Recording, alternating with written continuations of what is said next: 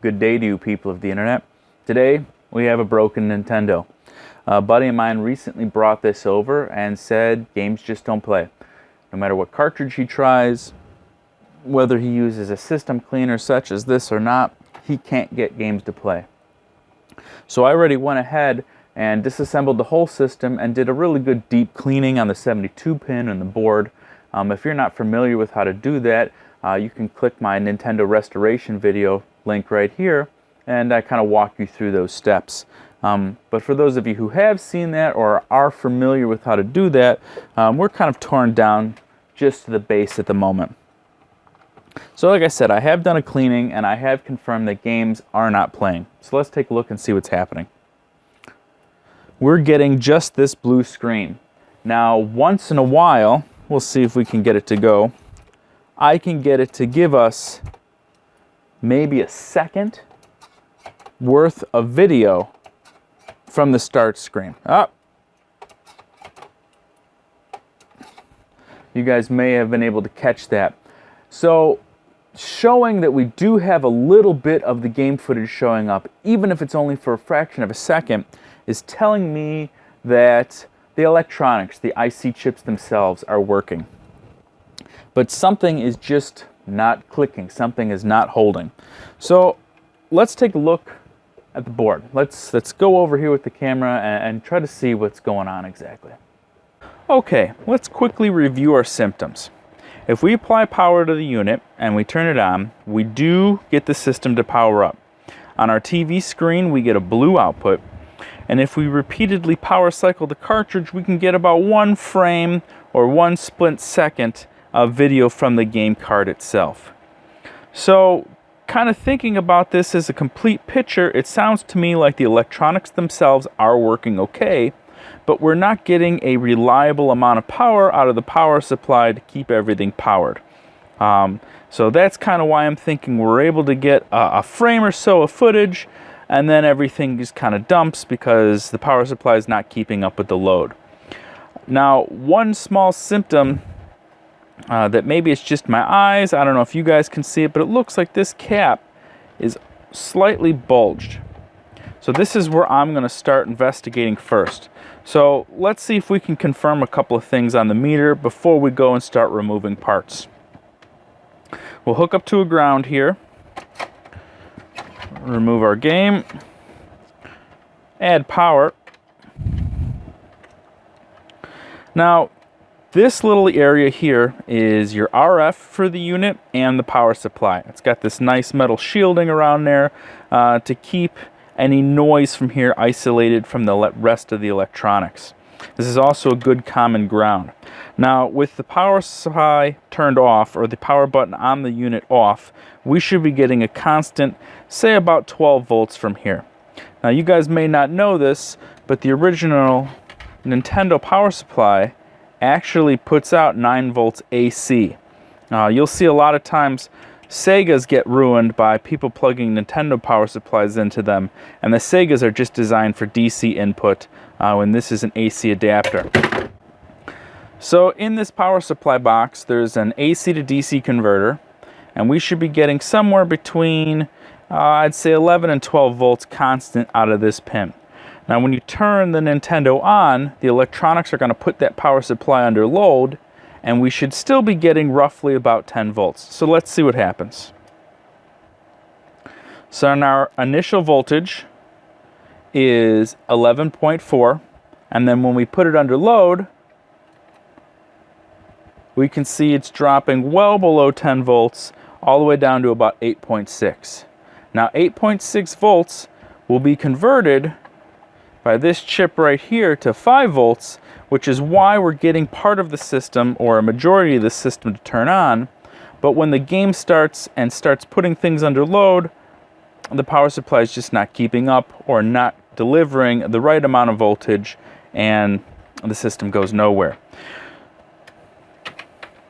So we're going to go ahead, start with pulling this capacitor out, testing that outside of the board, and seeing if that might be the root cause of our problem. Okay, so as you can see, I've already got most of this unit disassembled.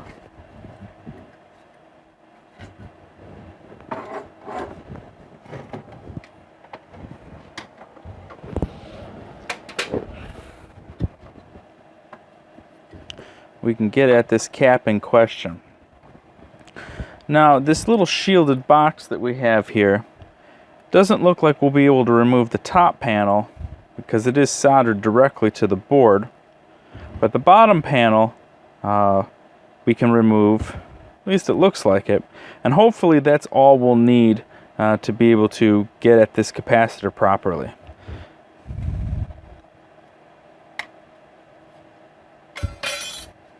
Alright, excellent. See, we got our two traces right here. Nothing looks burnt, so that's good. Let's pull it out.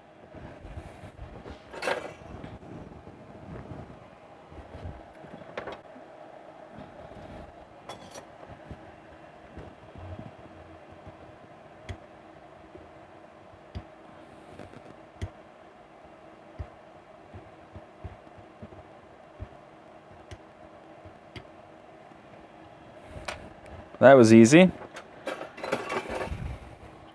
All right. Everything looks all right in there. None of the other smaller caps seem to be bulged. But this 2200 microfarad at 25 volt capacitor definitely seems to be a little rounded on top and a little bloated at bottom as well. Now, some voltmeters have a capacitor tester built in. So what we're going to do is take a second alligator clip lead here and hook it to the positive and negative terminals of this capacitor. Set our meter to cap and see what kind of readings we're getting.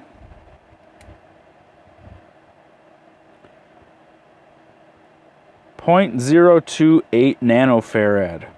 Okay, so I think it's pretty safe to assume that this capacitor is not reading correctly and may be the root of our problem. Now, in order to get a new capacitor in there, one of my techniques is kind of walk the cap into the board, and we're not going to be able to do that with this metal shield in the way.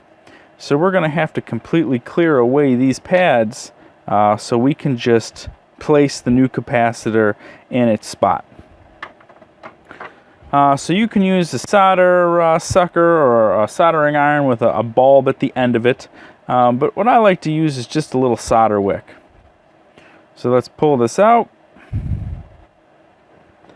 And basically what this is just ultra-fine braided copper wire that kind of absorbs the solder as you heat it up. So let's take a look here.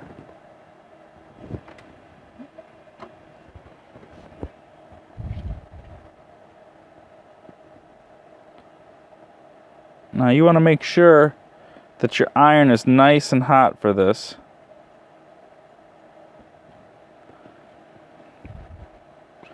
As you could see, it just kind of sucked it all right into those braids.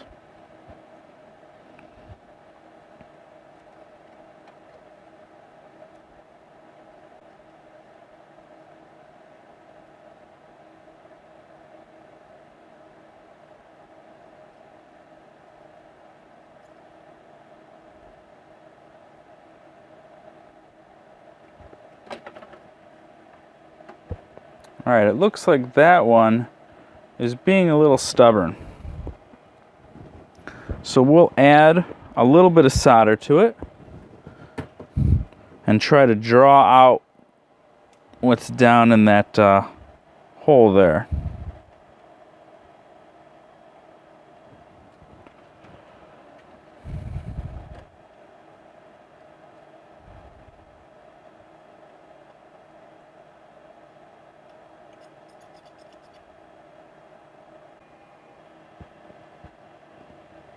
Okay, as you can see, we were able to get both of those holes cleared away so the new capacitor can just go right in. Problem is, I don't think I have a 22 microfarad at 25 volt capacitor. I don't even think I got anything equivalent to this brand new. So what I like to do is I tear down a bunch of electronics all the time, because you never know when you're going to need some scrap. So let's see what we can find. Okay, that's obviously too big. Let's see, 250 volt at 47 microfarad, 100 volt at 470,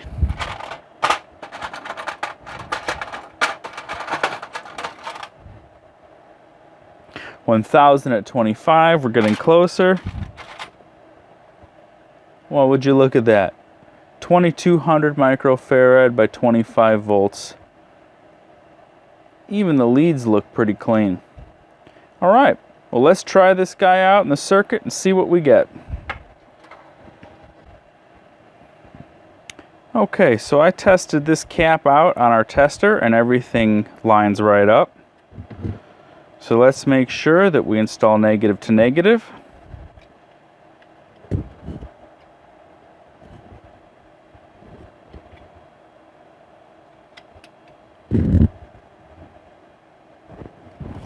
Slides right in there.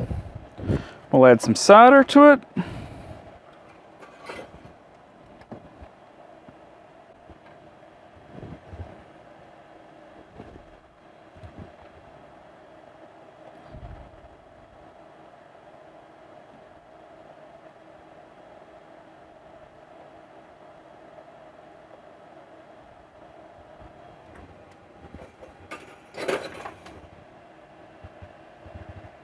Looks pretty good.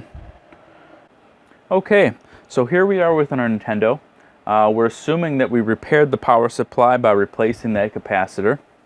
So the only way to know for sure is to repeat our tests with the voltmeter and see what our before and after voltages are. So we're hoping for at least a good solid 12 volts beforehand, and then we need to be at 10 after for this to kind of be in norms for what I see on other Nintendos that are working. So let's go ahead and test our plugged in voltage. Now I should have set this up before I moved the camera, but we'll deal with what we got. Anyways, beforehand we're sitting at just about 13. That's a good strong number. Let's put the system under load. And we can see that magic number, 10 volts. So I'm thinking that we're gonna have repaired this unit here, but the only way we're gonna know for sure at this point is to put a game in and try. So I got our already cleaned copy of Super Mario Bros. 3. Fingers crossed. All right, power's right up, first time, first try. All right, that's excellent. Now you guys may be seeing the screen do a little something goofy here, but that's just the modern camera not recording at the same refresh rate as the old CRT. But I would consider this unit repaired. If you guys have any questions, feel free to leave them in the comments. I hope you guys learned something, and have a good night.